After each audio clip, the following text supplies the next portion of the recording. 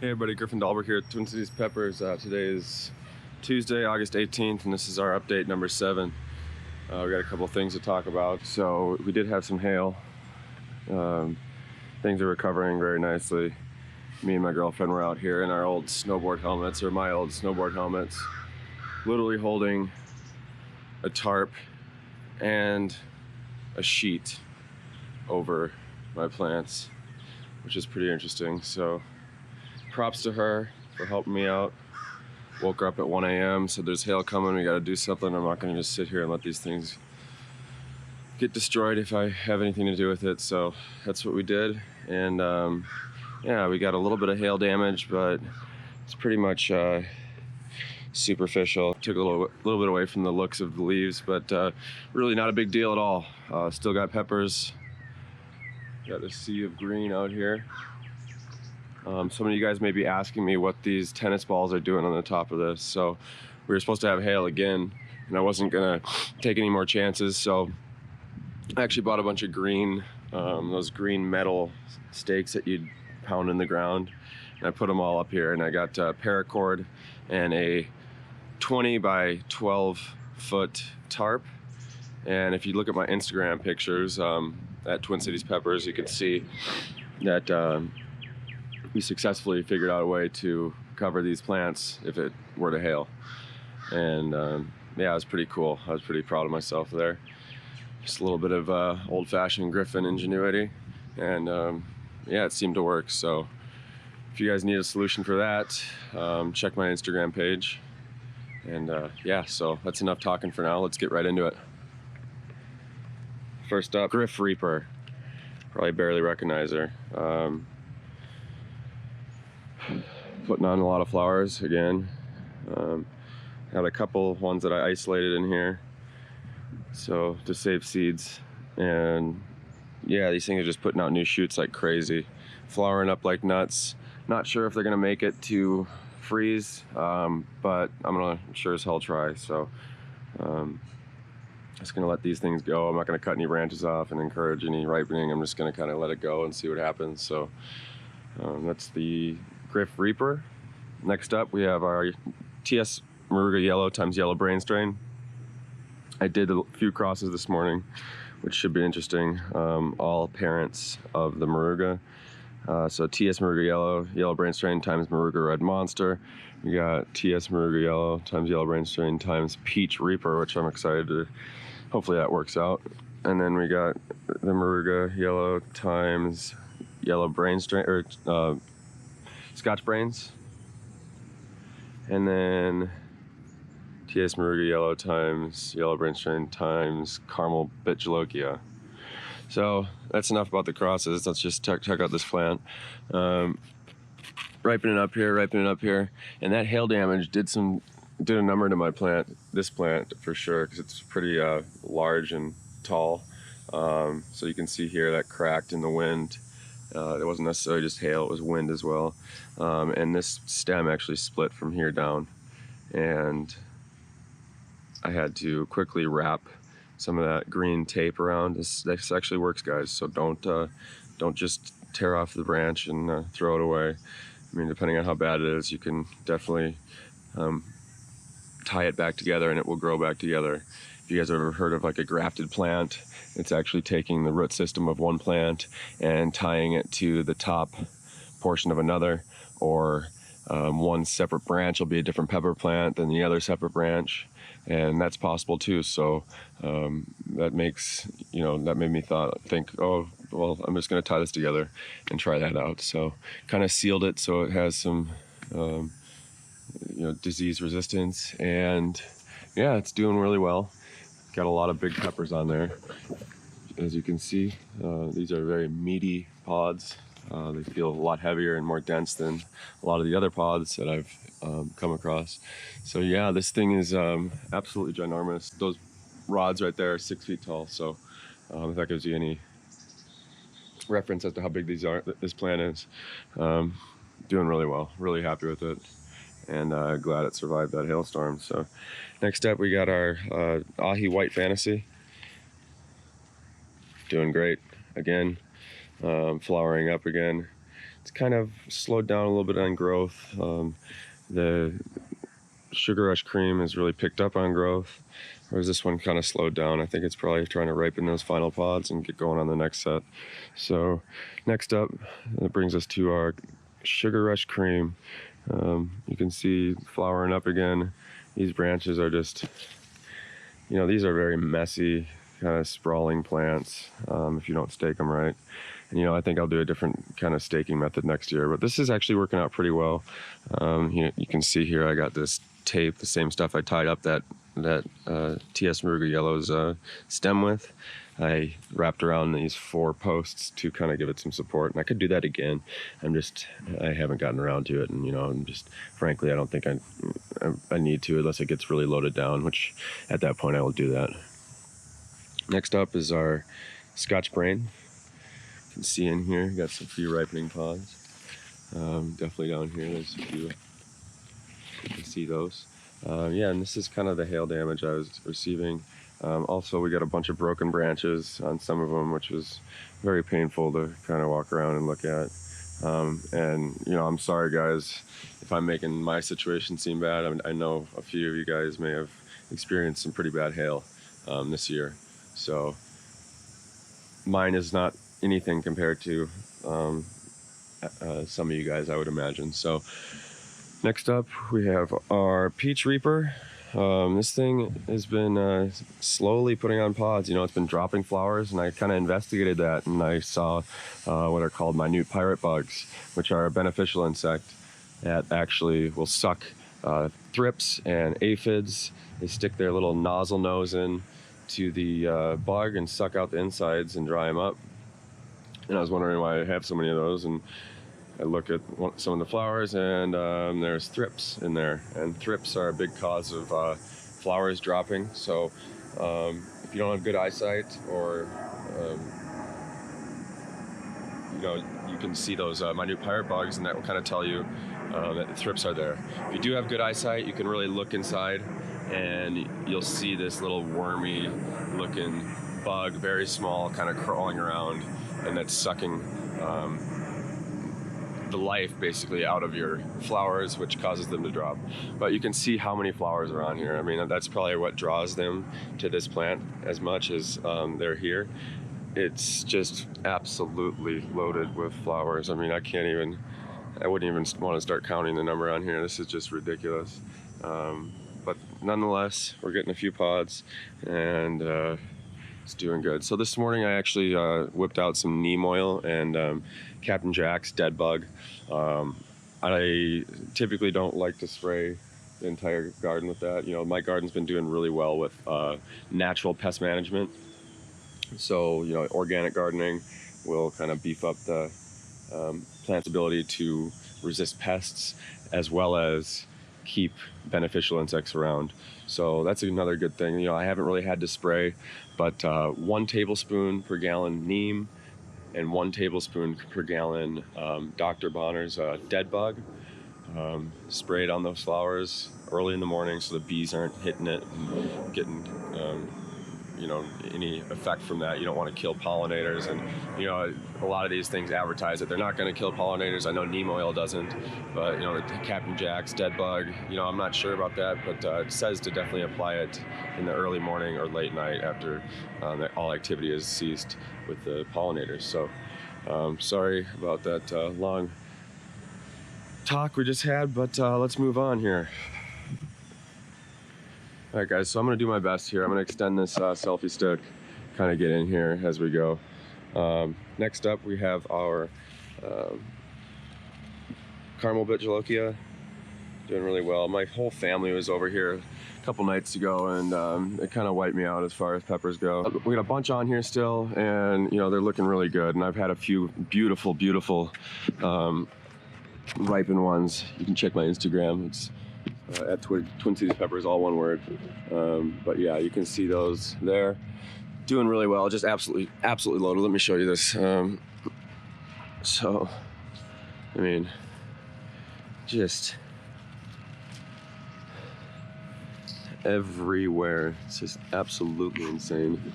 I mean, It's ridiculous. I mean, I'm gonna have so many peppers. So that is our caramel bitchalokia. Next up is our 7-pot gigantic orange. You can see here, got a few ripe pods back in there.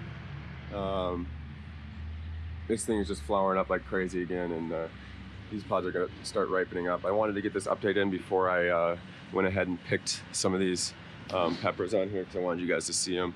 So, but yeah, the 7-pot gigantic orange doing fantastic back in there. And I hope you guys can hear me all right when I extend this selfie stick.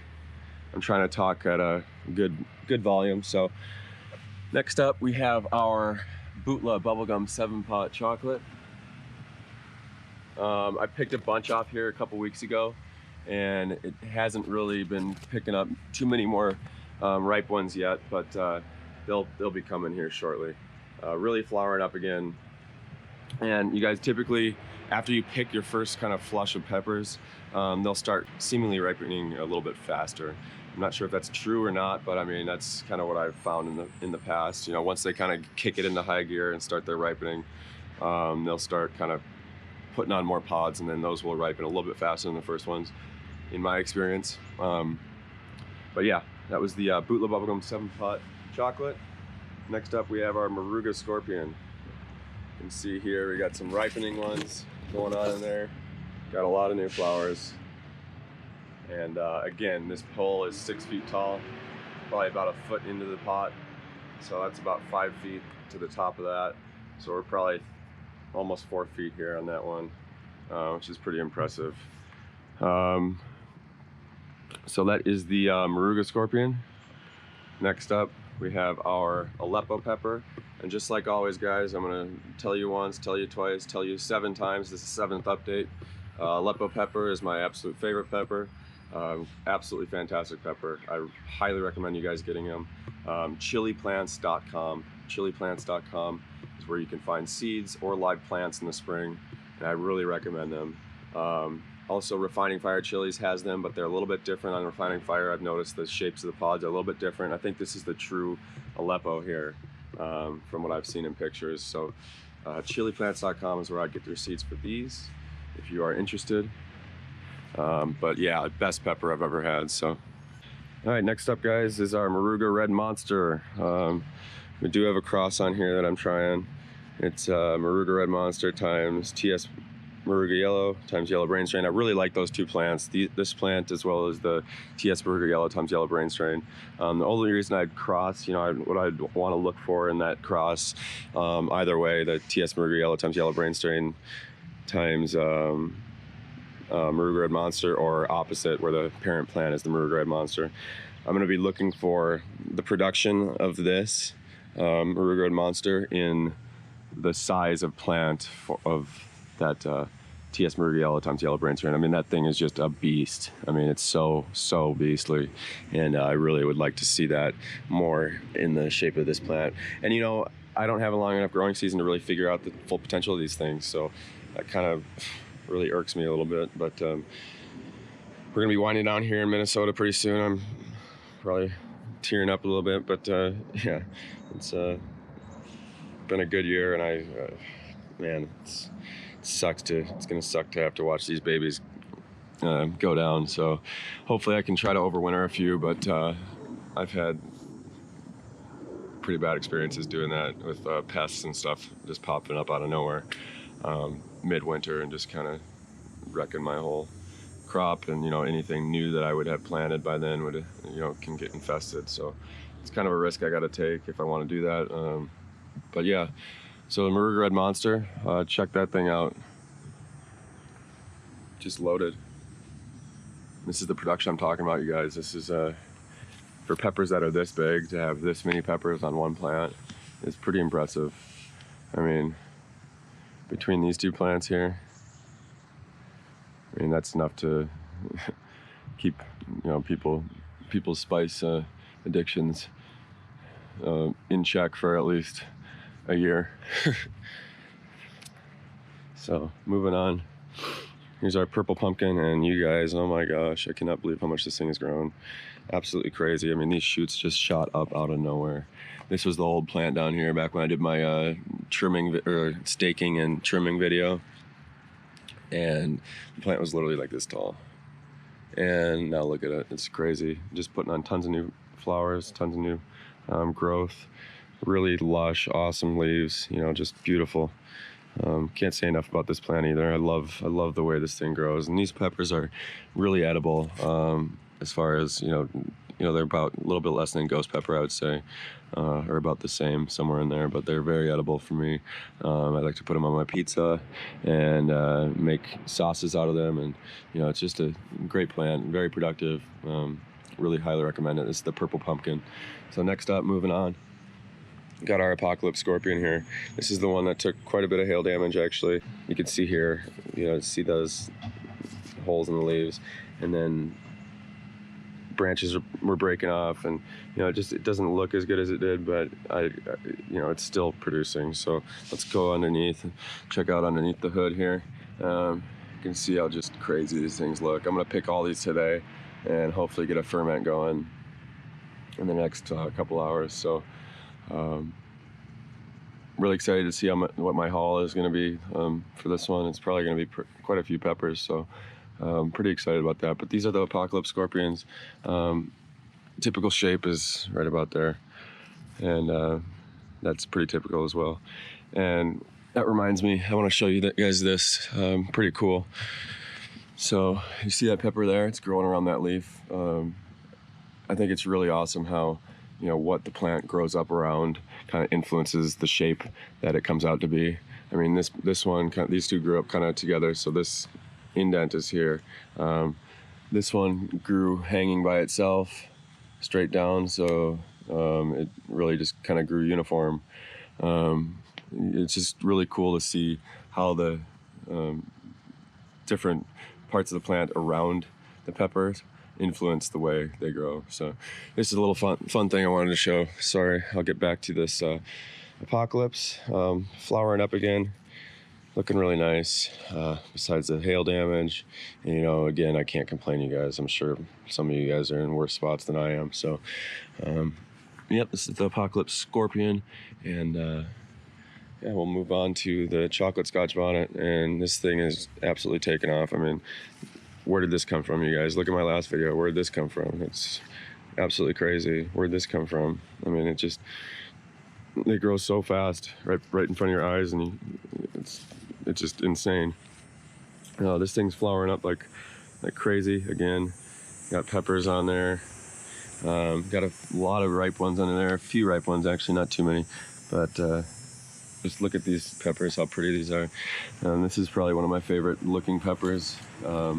The finish on them is just absolutely gorgeous. Let's find a good one here. You see how shiny that? There we go. Yeah, I'm gonna pick this one for you guys.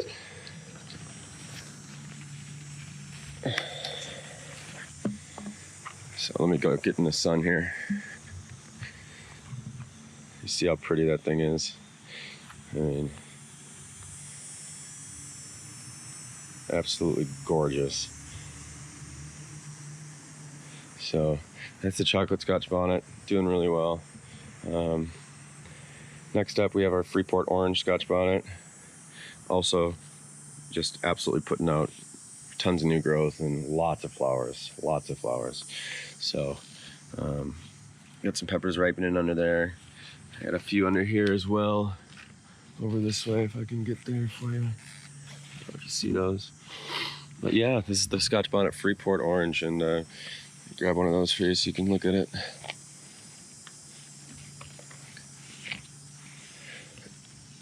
These are also just very gorgeous as well. Really love the color of these.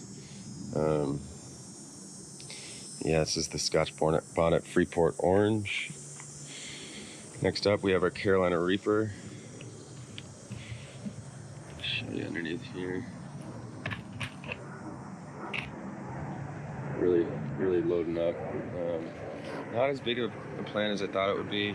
It's probably because it's in ground, and yeah, yeah, the in-ground plants aren't nearly as big this year as the potted plants. So I think I may or may not just put more pots in this area next year. Not sure yet. Or it would be cool to kind of build a raised bed in this area. That would be kind of sweet as well. So any tips or recommendations would be appreciated, or ideas or thoughts on that. That would be awesome. So here we got our Carolina Reaper. Very typical shapes of the Reaper here. And that's just classic Reaper right there. So Carolina Reaper. We have got our Mucho Nachos. We've got our goat's horn. We've got our Aleppo pepper. And then our Darth Maul back there. Darth Maul. And then I think, you guys, this was originally supposed to be Sugar Rush Peach times Reaper, but I think it's Sugar Rush Peach times Ghost Pepper. We'll find out here shortly. But yeah, I had some mislabeled plants this year, and I won't be doing that next year again. As far as mislabeling, I'm going to be a lot more careful with that. So I really hope you guys enjoyed this video. If you did, please like, comment, and subscribe below. That would really be awesome and helpful for me.